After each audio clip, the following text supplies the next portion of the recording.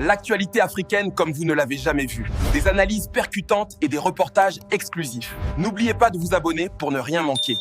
Abonne-toi et active la cloche de notification pour ne rien manquer de l'actualité africaine. Monsieur le Président par intérim du Conseil constitutionnel, Mesdames et Messieurs les Présidents d'institutions, Monsieur le Chef d'État-major général des armées, Mesdames et Messieurs les conseillers, membres du Conseil constitutionnel, autorités militaires, paramilitaires, coutumières et religieuses, distingués invités, Mesdames et Messieurs, je n'irai pas vous faire un discours ce matin. Je vous parlerai à mes propres mots, du fond du cœur, en ayant pour main courante des idées et du message que j'ai à vous porter.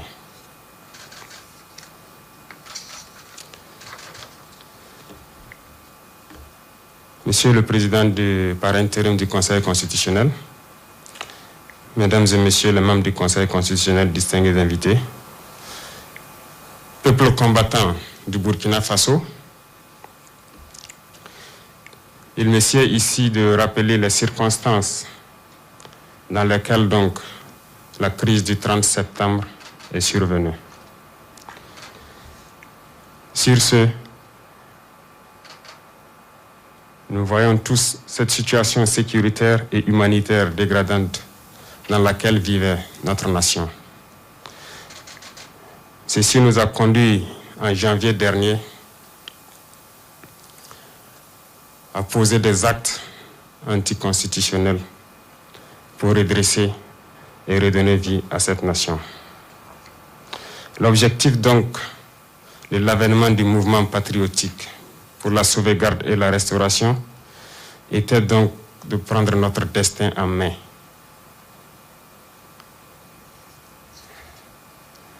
Cependant, depuis le 24 janvier jusqu'au 30 septembre, nous avons pu constater des dérives qui ont conduit encore le 30 septembre à un recadrage de cette transition.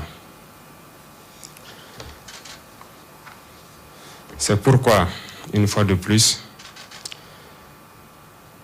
comme nous l'ont inculqué nos devanciers, cités par le président par intérim du Conseil constitutionnel, le capitaine Thomas Sankara, il le disait donc, nous avons décidé en toute âme et conscience, devant l'histoire, d'assumer notre révolte. Cette révolte est celle des milliers de personnes déplacées internes. Cette révolte est celle de soldats au front qui défient donc continuellement et courageusement l'ennemi qui se cache et qui ne se cache plus. Cette guerre qui nous avons longtemps décrié d'être une guerre non conventionnelle, mais aujourd'hui, nous pouvons nous assurer que nous avons une armée en face. Cette révolte est aussi celle des volontaires pour la défense de la patrie, qui payent également le lourd tribut, mais qui défendent corps et âme cette patrie. Cette révolte est celle de nos frères et sœurs des localités affligées. Elle est enfin celle de tous les Burkinabés de l'intérieur et de l'extérieur qui, conscients de l'abîme dans lequel était dans la nation, nous ont conduits donc à nous assumer encore une fois de plus. Je ne saurais continuer sans présenter nos condoléances donc aux familles éplorées pour les tombées de ces événements du 30 septembre. Souhaiter également prompt rétablissement aux blessés et à toute personne qui a été victime de ces événements du 31er et 2 octobre. Et j'aimerais aussi dire que ces événements est aussi leur révolte. À eux, nous leur rendons hommage. Aussi, j'aimerais bien saluer ici et devant tout le monde les autorités coutumières, religieuses, toutes les notabilités qui n'ont ménagé aucun effort au cours de ces événements pour que nous évitions le pire.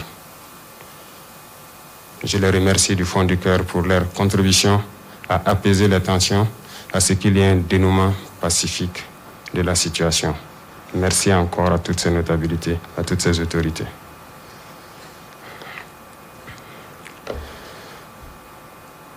Le contexte dans lequel est notre nation est assez difficile à décrire. L'existence même de la nation est en péril. Sur ce peuple combattant du Burkina Faso, nous sommes confrontés donc à une crise sécuritaire et humanitaire sans précédent. Et je souhaiterais que chacun prenne conscience de cette situation et que nous puissions sortir de là grandis et plus soudés. Au-delà du fait donc qu'une grande partie de notre territoire échappe à notre contrôle, donc des milliers de nos concitoyens se retrouvent donc réfugiés dans leur propre pays, ce que nous avons appelé pendant longtemps les PDI, personnes déplacées internes. Je souhaiterais là vous rappeler donc nos objectifs. Nos objectifs donc qui ne sont autres que la reconquête du territoire national occupé par ces hordes de terroristes. Nos objectifs ne sont autres que de donner un souffle de vie nouveau donc à tous ces compatriotes affligés par ce conflit. C'est aussi d'envisager un développement endogène en ne comptant que sur nous-mêmes et en essayant de repenser profondément notre agriculture, notre élevage, notre technologie et en interrogeant donc les socles des actions de nos aspirations à la prospérité. Je voudrais vous rassurer une fois de plus donc nos partenaires et tous les pays amis du Burkina Faso que nous tiendrons nos engagements pris devant tous nos partenaires et tous les amis du Burkina Faso. Aucun sacrifice ne sera trop, je vous en prie. Aucun sacrifice ne sera de trop pour sortir ce pays de la situation dans laquelle il se trouve. Donc notre engagement, c'est pour un retour de la paix. Et notre boussole sera toujours ce peuple. C'est ce qui va nous guider tout le long de ces 21 mois.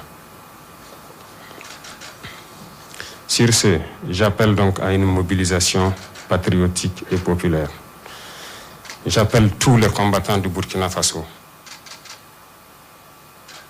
jeunes, hommes, femmes, tous les notables, coutumiers, religieux, tous les Burkinabés de la diaspora dans leur diversité, à s'unir, à se lever et à s'engager pour une lutte contre cette hydre terroriste qui, depuis quelques années, ne fait que déchirer le tissu social du Burkina Faso et nous empêche de vivre.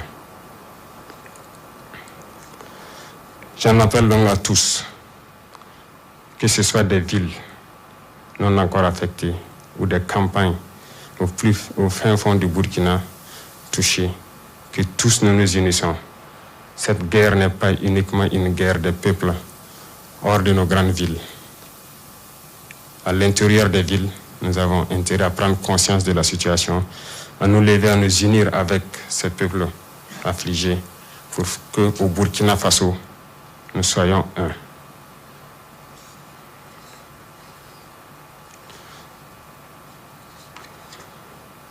Enfin donc, il faut que je vous rappelle ici, pour ma part, que je serai engagé à vos côtés, aux côtés de tous les Burkinabés, sur les différents fronts pour la libération totale de nos territoires.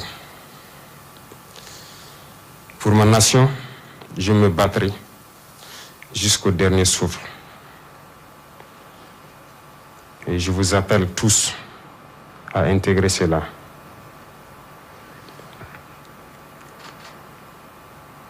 Merci de nous rejoindre sur Débat Afrique. Votre participation compte, alors n'hésitez pas à vous abonner et à commenter.